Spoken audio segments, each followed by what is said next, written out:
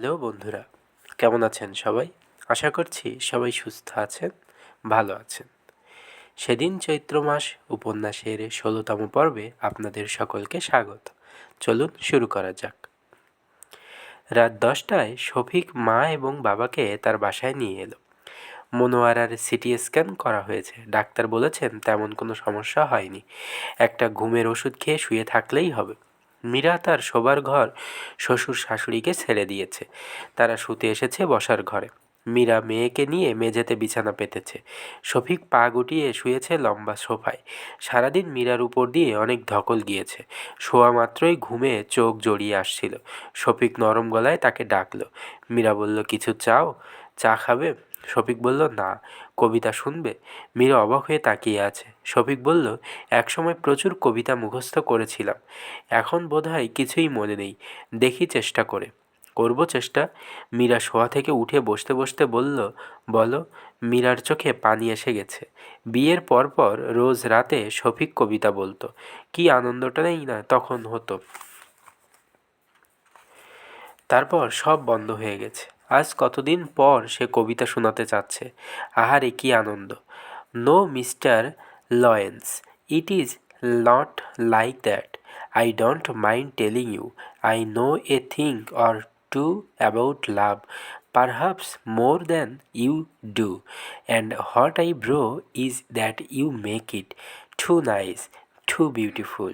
It is not like that. You know you fake it. It is really rather dull. Meera মাথা নিচু করে আছে।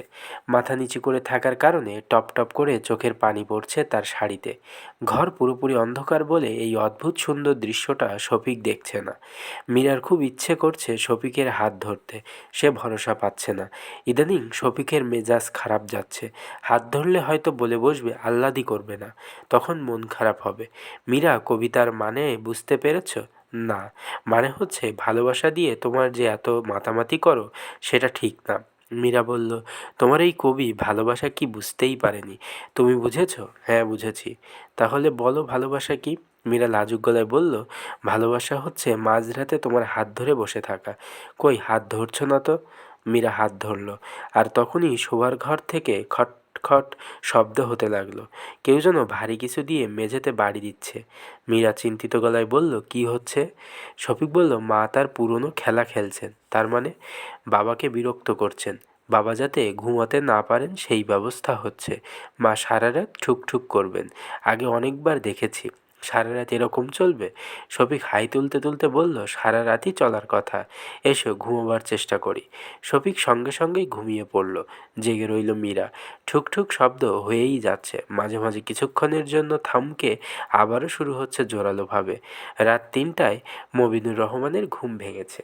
এই সময়ে প্রায়ই তার ঘুম ভাঙে, তাকে বাথরুমে যেতে হয়। আজকের ঘুম ভাঙার কারণ ভিন্ন। তিনি দুঃস্বপ্ন দেখেছেন, ভয়াবহ দুঃস্বপ্ন। তিনি তার নিজের বাড়ির বারান্দায় মরে পড়ে আছেন।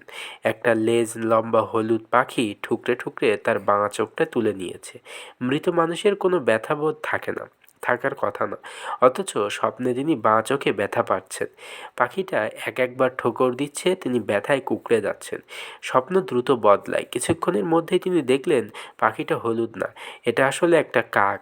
কাকের ঠোঁট স্বাভাবিকভাবে লম্বা, চোখ উঠিয়ে নেয় যে গর্তটা হয়েছে, কাক সেই গর্তে ঠোঁট ঢুকিয়ে দিচ্ছে।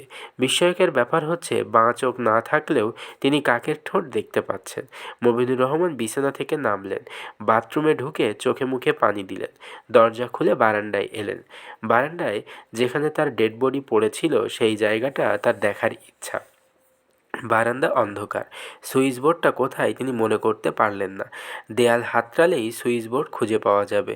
তিনি দেয়াল হাতড়াতে শুরু করলেন, আর তখনই মনে হলো বারান্দার শেষ মাথা থেকে পায়ের শব্দ পাওয়া যাচ্ছে, কে যেন আসছে। রাত ৩টায় বারান্দায় কোনো লোক থাকার কথা না। তিনি বিস্মিত হয়ে বললেন, কে?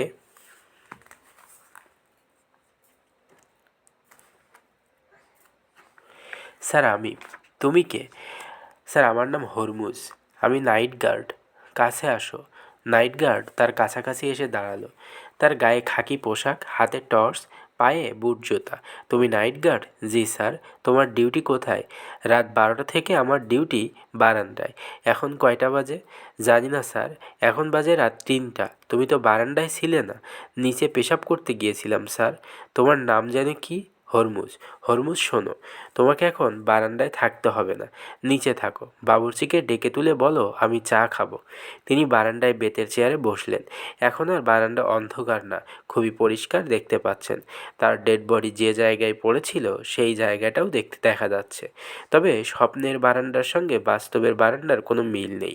স্বপ্নের বারান্দায় সুসলো লোহার শিক ঘন ঘন বসানো ছিল, তার বারান্দায় সেরকম কিছু নেই। তার ঘুম পাচ্ছে, ঠান্ডা বাতাস ছেড়েছে, দূরে কোথাও বৃষ্টি হচ্ছে হয়তো। এই সময়ের নিয়ম, দূরের বৃষ্টি এক সময় এগিয়ে আসে। মৌসুমি হাওয়ার সময় খণ্ড খণ্ড বৃষ্টি হয় না, দেশ জুড়ে বৃষ্টি হয়। স্যার চা টেবিলে রেখে চলে যাও। স্যারের শরীর ঠিক আছে কি? আমার শরীর ঠিক আছে, ঠান্ডা লাগছে, পাতলা একটা চাদর দিয়ে যাও। বারান্দায় গার্ডের কাজ যে করে তার নাম কি? নাম বলেছিল, ভুলে গিয়েছি। স্যার গার্ডের নাম হরমুজ। তিনি হরমুজ নাম মনে রাখার চেষ্টা করতে লাগলেন। হরমুজের সঙ্গে মিল রেখে কয়েকটা শব্দ বলতে হবে, তাহলেই নাম মাথার ভেতর গাঁথা হয়ে যাবে। হরমুজ তরমুজ, হরমুজ তরমুজ, হরমুজ তরমুজ। বাবুর্চি তার গায়ে পাতলা চাদর দিয়ে দিয়েছে, খুবই যত্ন করে সে চাদরটা দিয়েছে। তিনি বুঝতে চেষ্টা করছেন এই যত্নটা কতটা সে মন থেকে করছে, আর কতটা চাকরির অংশ হিসেবে করছে। তোমার নাম তো মনসুর? জি স্যার। এইসব খুঁটিনাটি জিনিস আমার মনে থাকে না, তোমারটা মনে আছে? জি স্যার। স্যার আপনার পা ম্যাসেজ করে দিব? দাও। তার আগে মোবাইল টেলিফোনটা আনো তো দেখি, আমার ম্যানেজারকে একটা টেলিফোন করি। মনসুর টেলিফোন এনে দিল। মবিনুর রহমান টেলিফোন হাতে নিতে নিতে বললেন, তোমার কি মনে হয় এত রাতে টেলিফোনে তার ঘুম ভাঙালে সে কি রাগ করবে? জি না স্যার। রাগ করবে না কেন? আমি তার অন্নদাতা এই কারণে? জি স্যার। তুমি তো ভালোই মেসেজ করতে পারো, ঘুম এসে যাচ্ছে। জি স্যার।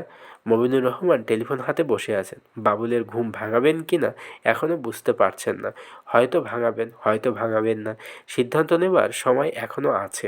এখন মনসুরের সঙ্গে কথা বলে আরাম পাচ্ছেন। সে যদিও জি স্যার ছাড়া আর কিছুই বলছে না। এটা খুবই আশ্চর্য ব্যাপার যে রাতে তার কোমল গলায় জি স্যার শুনতে ভালো লাগছে। মনসুর? জি স্যার। মানুষ হিসেবে তোমাকে আমার আমাকে তোমার কেমন মনে হয়? আপনের মতো মানুষ স্যার আমি আমার জীবনে দেখি নাই। তুমি কি এই কথাটা আমাকে খুশি করার জন্য বলছো? জি না স্যার। আমার বড় মেয়ের চিকিৎসার সব খরচ আপনি দিয়েছিলেন, তারে আপনি ইন্ডিয়াতে পাঠাইয়েছিলেন। লাভ তো হয় নাই, তোমার মেয়ে মারা গেছে। জি স্যার। তোমার মেয়েটার নাম জানি কী ছিল? আচ্ছা ঠিক আছে, তোমাকে বলতে হবে না, দেখি আমি বলতে পারি কি না। রুমা, তার নাম রুমা হয়েছে? জি স্যার। তুমি বলেছিলে তোমার মেয়ের মৃত্যুর পর তার মা পাগল হয়ে গিয়েছিল, এখন তার কী অবস্থা? মনসুর জবাব দিল না, মাথা নিচু করে পা মালিশ করতে লাগলো। মবিনুর রহমান নড়ে চড়ে বসলেন, হালকা গলায় বললেন, আমি এক সময় শুনেছিলাম তুমি তোমার পাগল স্ত্রীকে তালাক দিয়ে আবার বিবাহ করেছো, এটা কি সত্যি? জি স্যার।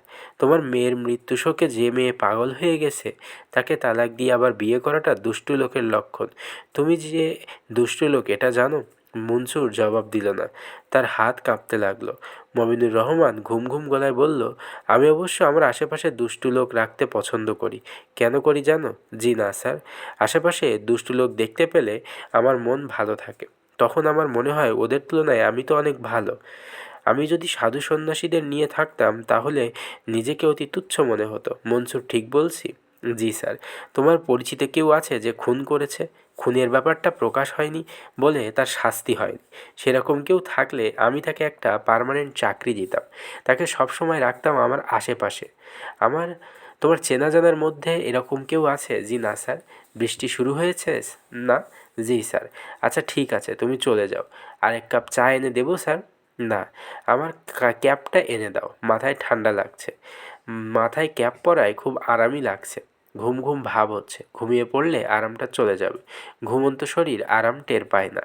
মবিনুর রহমান জেগে থাকার চেষ্টা করতে লাগলেন। যখন ঘুম পায় অথচ ঘুমোতে ইচ্ছে করে না, তখন জেগে থাকার জন্য মবিনুর রহমান তার নিজস্ব পদ্ধতি ব্যবহার করেন। পদ্ধতির নাম পত্রলেখা পদ্ধতি। তিনি মনে মনে চিঠি লেখেন।